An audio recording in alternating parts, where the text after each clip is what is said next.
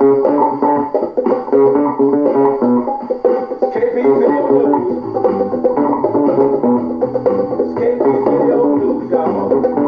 right, it's KP's Video News, y'all. And as I said, I was gonna come back and this is video 301, and I'm just gonna title it protest looting and riots.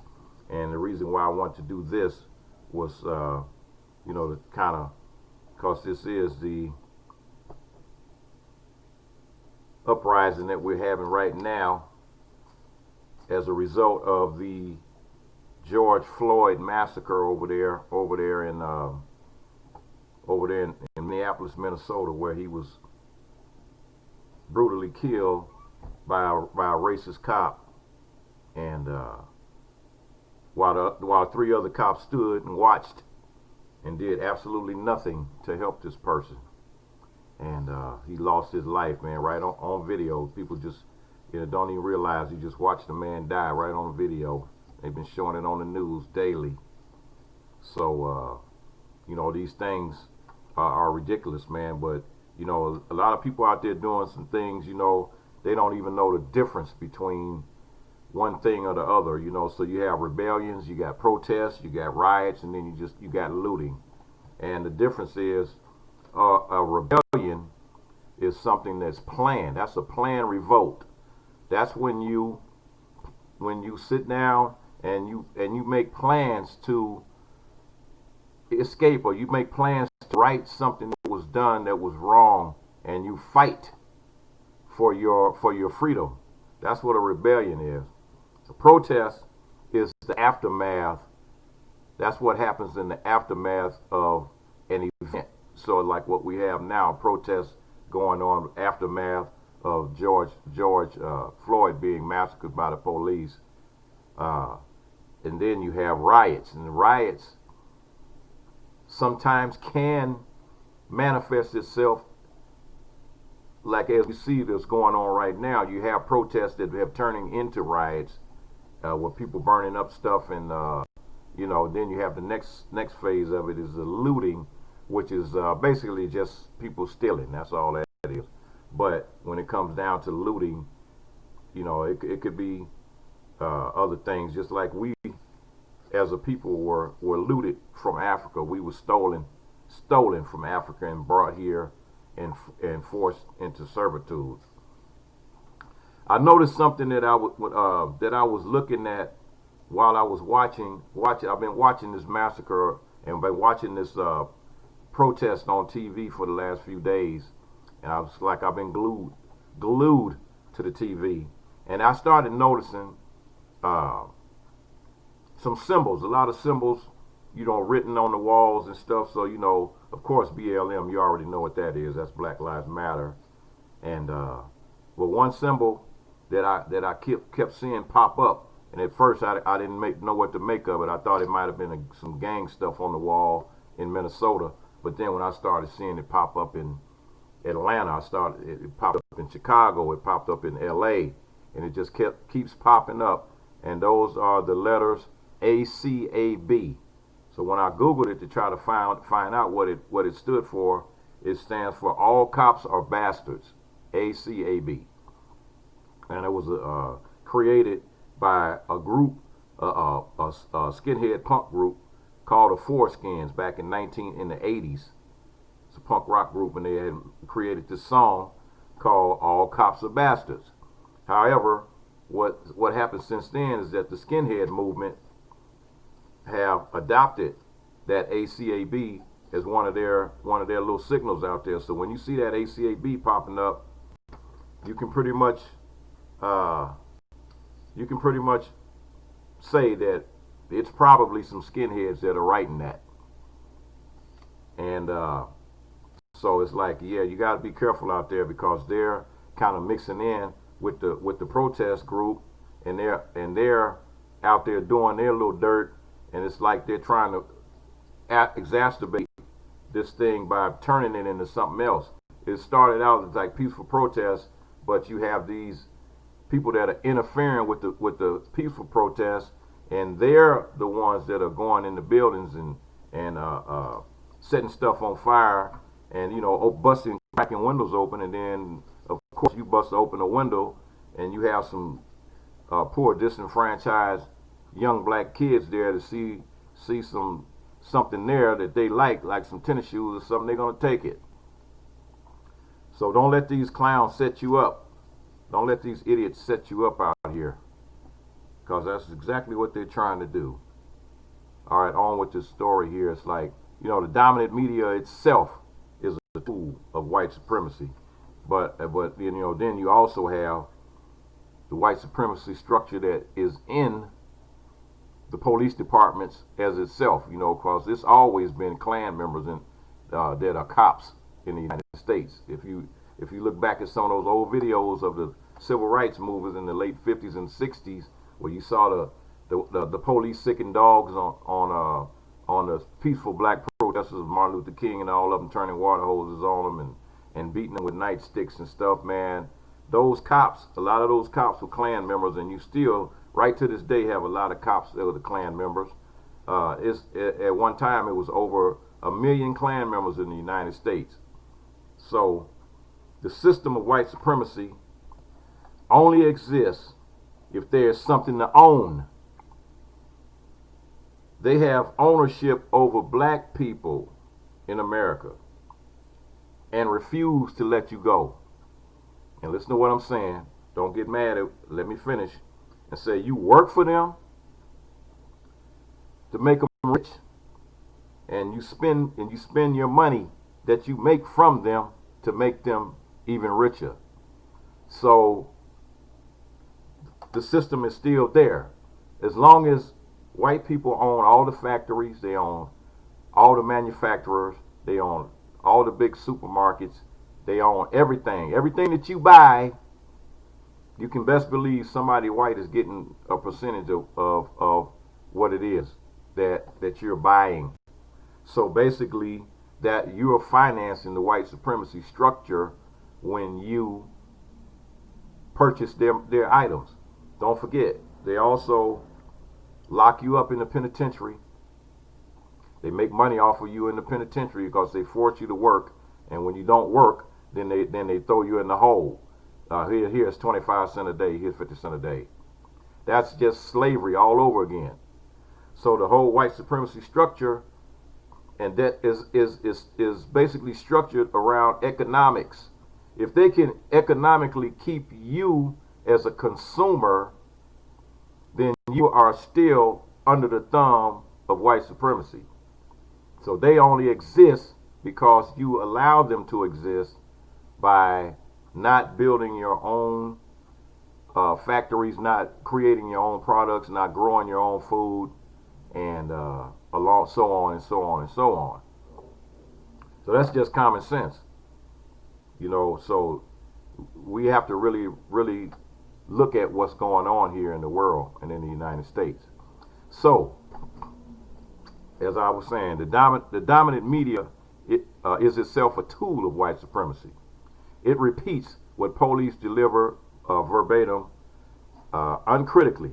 Even when the police story changes, you know, when their story changes, the media goes along with whatever they say. So just like right now, you got the narrative changing in Minnesota. The story is constantly changing. So, you know, they and that's what they do.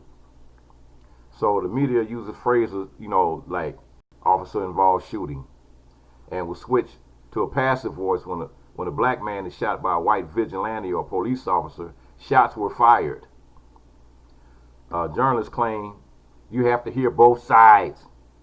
Remember Trump talking that mess about both sides in order to privilege and you know, give privilege to the reports of the state over clear voices and testimony of an entire community, members of which witnessed the police murder George Floyd, and we watched George Floyd get murdered, and the media are more respectful to white serial killers and mass murderers than the unarmed black victims of murder. Yet, many of the people who perform this critique day in, day out can get jammed up by media perceptions of protesters. They want to correct the media's assertion that protesters were all looters for good reason. The idea of black people looting a store is one of the most racially charged images in the white imagination. When protesters could proclaim that not all protesters were looters, in fact, most of the looters weren't part of the protest, or words to that effect. They are trying to fight a horrifically racist history of black people depicted in American culture as robbers and thieves. Precisely that image that's going on right now, and they're trying to evoke right now after the killing of George Floyd. It's completely this is a understandable position. However, in trying to collect and correct the media image and making a strong division between good protesters and bad protesters, or between ethical nonviolence practitioners and those supportedly violent looters, the narrative of the criminalization of black youth is reproduced. This time, it delineates that certain kinds of black youth, those who loot versus those who protest. So, the last couple of days, the governor of Minnesota has been saying, yeah, these are some outside agitators that are coming into our state that are looting, that are doing this and that are doing that. And like I said earlier, ACAB, the skinhead movement, coming in, filtering, mixing in with the protesters, breaking windows and setting stuff on fire, but the black kids are getting the blame for this. And it reproduces racist and white supremacist ideologies, deeming some unworthy of our solidarity and protection, marking them subtly and as legitimate targets of police violence. These days, the police whose public-facing racism is much more manicured, if no less virulent, argue that outside agitators engage in rioting and looting. Meanwhile, the police will consequently praise nonviolent demonstrators and claim they want to keep them safe. In working to correct the white supremacy media narrative, we can end up reproducing police tactics of isolating the individuals who attack property at protests, despite the fact that if it were not for those individuals, the media might pay no attention to it at all. If protesters hadn't looted and burned down a couple of stores, and second day of the protest, would Minneapolis be at a point worldwide attention? It's impossible to know. But the nonviolent protests against police killings across the country that go unreported seem to indicate the answer is no. No, absolutely, positively no. So, I mean, when you had Gray that was killed in New York, that was for the same thing, it's coincidentally, it was about some cigarettes when he got choked out over some cigarettes. And he was saying, I can't breathe. You have George saying the same thing. George Floyd saying the same thing. I can't breathe. And the media's own war procedure instructs that riots and looting are more effective in attracting attention to a cause. But of course, the goal is not merely the attention of dominant media, nor is the goal a certain kind of media attention. No matter how peaceful and well-behaved a protest is, the dominant media will always push the police talking points and the white supremacist agenda. The goal is justice. Here we have to briefly grapple with the legacy of social justice being won in America, namely that of nonviolence and the civil rights movement. And that means correcting a more pervasive and totalizing media and the historical narrative about civil rights movement. So don't forget, civil rights is what they're saying now on TV. And I've heard several people come out and say it, and it really upset me when I heard a couple of black people say it, and they're talking about Martin Luther King, nonviolence, this, that, nonviolence, that. This is, this is not the answer, not. So wait a minute. So you're telling me that you have a person that was violently murdered, but you want to passively, you want to submit in the middle of a protest to the people, the same people that just got through killing George Floyd, and that statement that the governor of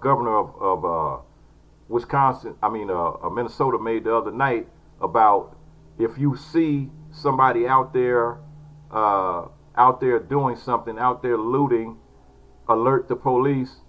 Those people are not going to alert you. And why should they alert you? Because you're the ones that just got through killing George Floyd. So why should they tell you anything? That's the most ignorant statement I ever heard. In the 400 years of barbaric white supremacist social, the colonial and genocidal history of the United States, the civil rights movement stands out as a bright, beautiful, all too brief moment of hope and struggle. We live in the shadow of the leaders in theory, and the images that emerge from those years and any struggle of America that overlooks the work. However, it is drilled into our heads from grade school onward in every single venue by presidents, professionals, police chiefs, mayors, governors, and the civil rights movement was victorious because it was nonviolent. Surely we would be suspicious